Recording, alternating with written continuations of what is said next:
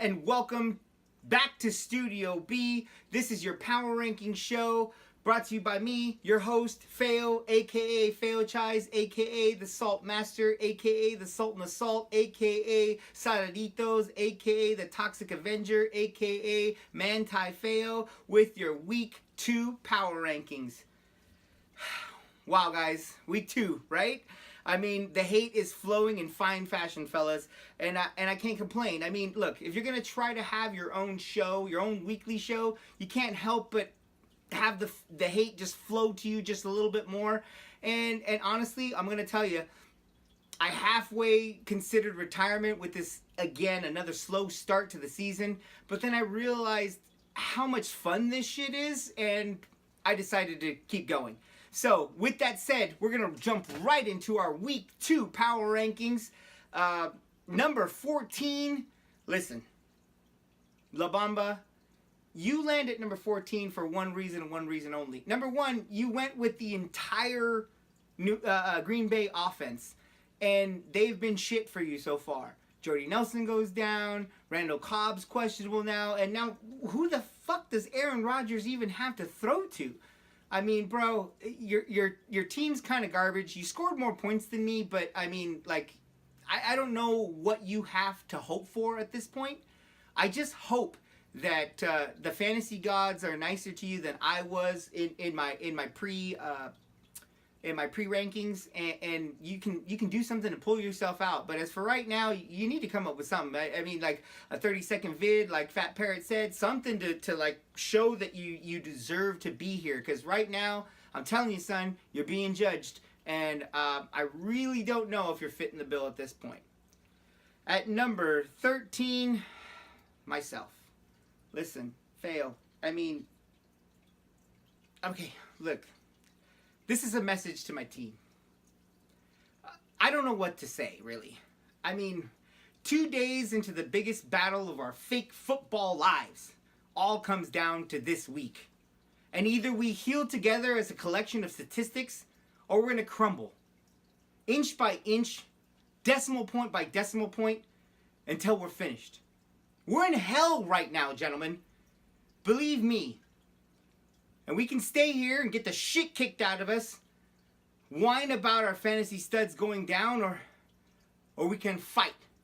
We can fight our way back to the light. We can climb out of hell. Now, I can't do it for you. I'm too old. I'm sitting behind a computer screen. I look around and I see all these faces and I think, I mean, look, I made every wrong choice a middle-aged man can make. I drafted Cam Newton and Dak Prescott back to back. I pissed away all my money, believe it or not. I chased away anyone who's ever loved me. And lately, I can't stand the face I see in the mirror. You know, when you get old in life, things get taken away from you. I mean, that's part of life. But you learn that when you start losing stuff. You find out life's this game of inches. So is fantasy football. Because in either game, life or fantasy football, the margin of error is so small. I mean, one half step too late to the waiver wire, 1 week too early to drop someone, you don't quite make it. 1/2 second too slow or too fast, you don't quite get it. The inches we need are everywhere around us. They're in every break of the game, in every minute, every second. On this team, we fight for that inch.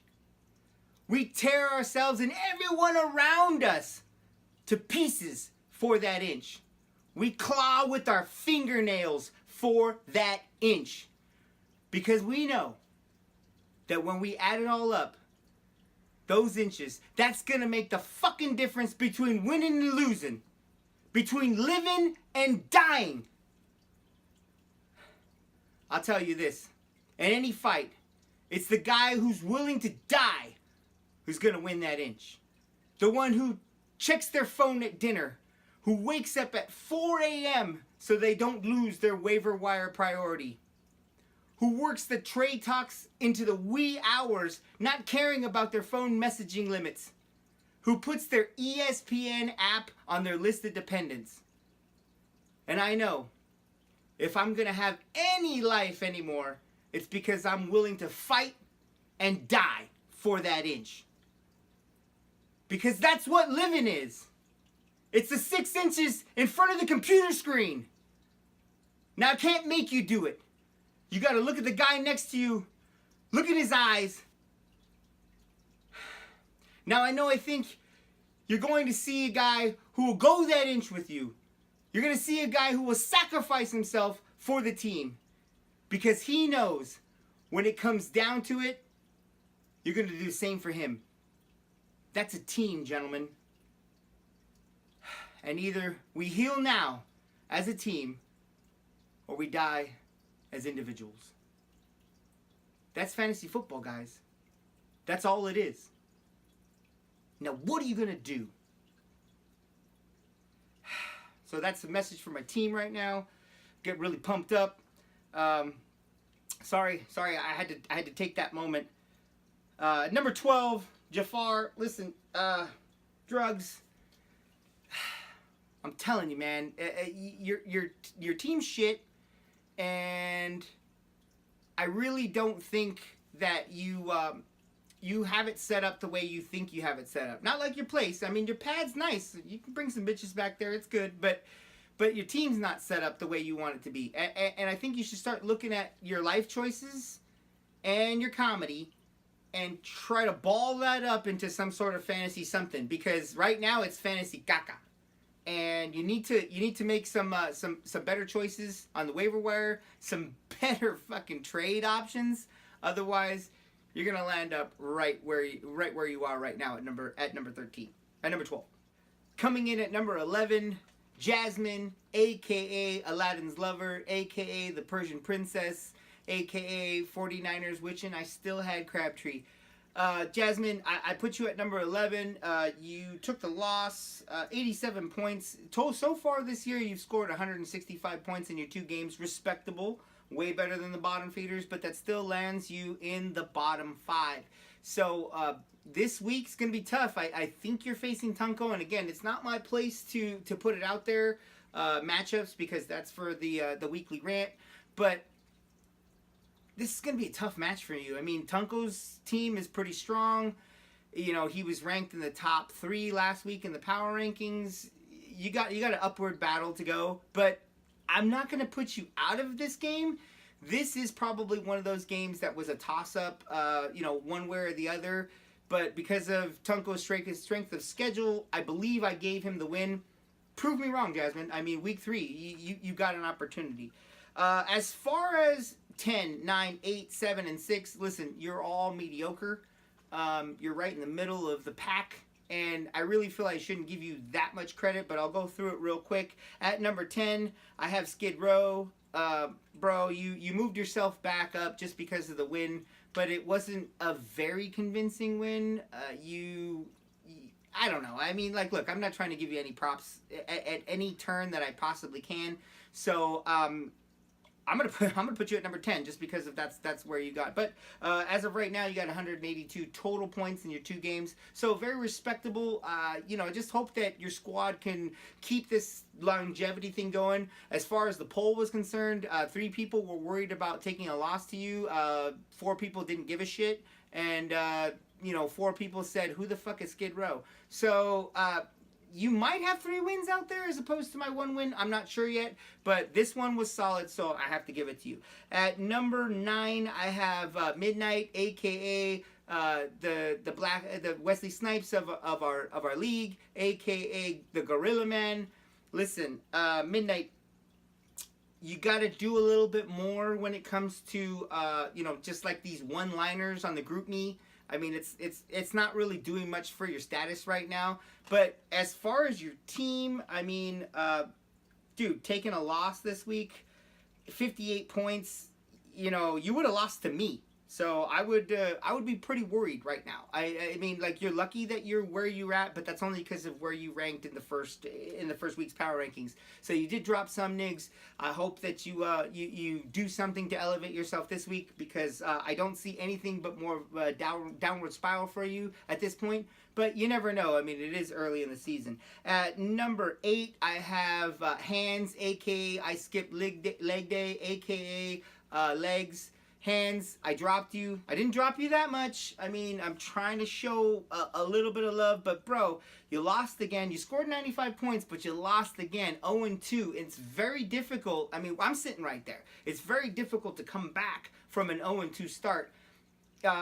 Maybe sacrificing a goat this week. Maybe not having sex before Sunday.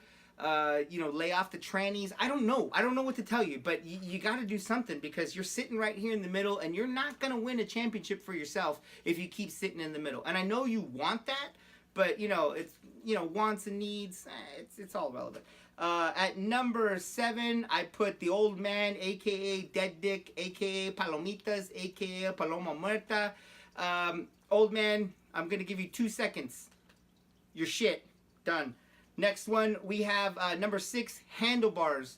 Handlebars, okay, so there's 2 things. Number 1, why the fuck are you still holding David Johnson? And number 2, your team shit. So I don't know what you hope to accomplish by doing what you're doing with your roster. I looked at it at least 3 or 4 times, and I was puzzled. I gotta say that with the win, 79 points with a win, really, where is that? That is utter mediocrity. You don't want to end up in the bottom 3, picking first again, but yet you don't want to make any advances for your team. Holding David Johnson is only handcuffing you, bro. I'm just giving you some advice. I mean, you're gonna sit in the middle of the pack as long as you keep doing stupid shit. So Handlebars, I'm sorry. And by the way, listen.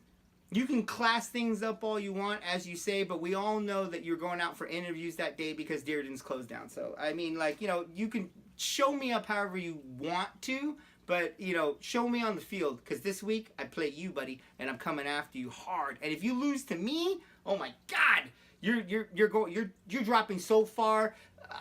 I don't know. You're dropping harder than one of those fat bitches in Jaffar's fucking room. I'm telling you that right now. I don't know what to tell you. I don't know what to tell you. You need to win. You need to win. You're going up against me. You might have a chance. I don't know, but you need to win. So this is going to be tough for you this week. Get that asshole puckered up. All right, so we come down to our top 5. Listen, there are not a lot of 626 members left in this league. Some of them have been found out for their discrepancies and they're just just reasons why they shouldn't be here. And now I'm going to give you reasons why they're not in the top 5. Because they're not doing anything right now. Those guys are just being pathetic. But I tell you, there is one guy that's doing something. He's my number 4 pick. But we're going to go to number 5. Baby Gap. This week, where I have it. You had the win, 97 points. Solid. Again, I think I had you at 8. This week I had you at 5. You're climbing to the top, brother. But listen, diabetes is a motherfucking bitch, and if you continue to play your team the way you are, it's going to be just like diabetes is in your life, and it's going to drag you down real quick. So keep on that upward spiral, keep taking your medicine, your metformin and everything that you have to keep yourself on keel, because I hope and I want to project you up, but at the same time, 323, unlike 626 members, we wish nothing but hate on each other, and I'll tell you, I don't like seeing you go up, but I'm pretty proud of you, man. I mean, making a two-step jump is pretty good. At number 4, the aforementioned 626 member, Kiko. Last week he was number 4. This week he's number 4. Listen, he scored 4 more points than he did from one week to another. He did get the win, but again, this guy's schedule is probably the reason why he's benefiting. Look, Kiko, get those puffy cheeks together and really concentrate, because you got a hard part of your schedule coming up. I've seen it. I looked. I mean, you're really going to have to start fighting tooth and nail if you hope to get anywhere else other than in the top, barely in the top 5 as far as power rankings are concerned. And now we come to my top 3. My top 3 players. At number 3, last week he was number 3. This week he's number 3. He beat me Fat Parrot, aka the Jew, aka Jew Parrot, aka what's that in your pants? Listen, Marco, I'm talking straight to you as a friend. Bro, you beat me. Big whoop. I mean, you're coming into this week feeling all hard, but you really haven't played anybody yet, bro. I mean, like, once you get to the meat of your season, once you start feeling like the real pressure, I think that everything will change. But good for you. Like I said, I had nowhere to go from but down. I mean, if I won, it would have been great, but everybody expected you to win. So, congratulations. You won. You're 2-0. Let's see what you do with it, because up until this point, in every other season, you haven't done shit with a good start. So, I'm expecting the same thing. I put that salt on you, bro. I mean, like, I hope you do good, but not really. At number 2, okay, so this one right here, it's a little bit controversial because I kind of wanted to put this guy higher, but you can't put him much higher than he was last week. He did drop one. He did lose. Tunko, your team's still really strong. You got a lot of what is it? You got a lot of opportunity in the future. You got a lot of chutzpah. You know what I mean? And you can go far, but don't get too fucking cocky, bro, because, just as easily as you rise, you can fall. And that leads us to our number 1 power rankings taker this week, Ratha. Listen, this guy scored 110 points 2 weeks in a row, bro. One of the top point scorers. He's got a solid team. I believe, if I check my notes real quick, and I'm going to check my notes, yeah, his team rank was like 2. His points rank in the first week was 2. He was in the top 5 as far as the first week's end goes. So, Ratha, you earned it. Congratulations, Amish Rat. Number 1 in this week's power rankings, and if that doesn't put salt on it, then I don't know what does. But that's your power rankings for this week. And that brings us to our next segment. This week we're introducing a new segment, and that segment is called the Bamba. And this segment is dedicated and will focus on all players that are lost to a team manager within the week. Basically, this is replacing the pit of fire. It's players that died. And Bamba, this is for you. So with that being said, it's going to be dedicated to La Bamba, and it actually focuses around La Bamba. Listen, bro, you lost a bunch of players this week. A lot of questionables. Greg Olsen, gone, done. You're tight endless, dude. And Fat Parrot will tell you that you're not tight endless because, he was up there, but you don't have a tight end to put out there on the field this week. That's a huge disadvantage for you now, and that's why you got the Bamba. You also have Jordy Nelson, Randall Cobb, both questionable. I mean, listen, if these guys can't go, your number 1 guy, who is Aaron Rodgers, who's probably the best pick you freaking made, and he's not showing up right now for you, but he's the best pick you freaking made, has nobody to throw to. This is seriously going to be a problem for your team, and that's why I have you going into pre-rankings for week 3 power rankings still at the bottom. Bamba, this is a plead for you. You have to do something. If you don't make a trade or make some sort of move, I don't see anything good coming. But you might not make it to next year. Let's put it that way. You're not gonna make it. You're not gonna make it. Show all the vase pictures you want. Find the new baby gap shot.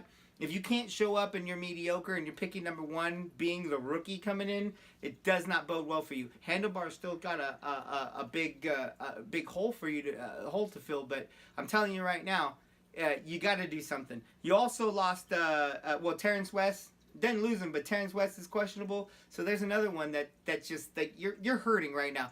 Right now, the guy in the league who has the Bamba is La Bamba. And our last segment, it's a new segment. We're calling this one the Salt Pit. And I'm putting one particular manager and one particular player in the Salt Pit this week, and that is Handlebars and David Johnson. Dude, you still got him on your roster. He's done for 8 weeks. Look at Arizona's offense has been done for the last 2 weeks, but yet you continue to hold this guy on your roster.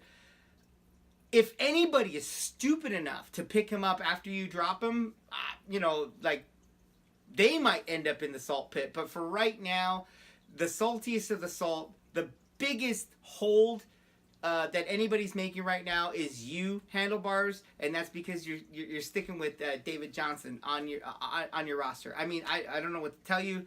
I'm glad, because right now that puts me in a good position. That's one less player that you can pick up. That's one less positive move that you can make. And I am looking to start my winning streak with you this week. Calling you out, Handlebars. I mean, like, look, I got no place to go but up, and you got no place to go but down. So at this point, that's where I'm leaving you.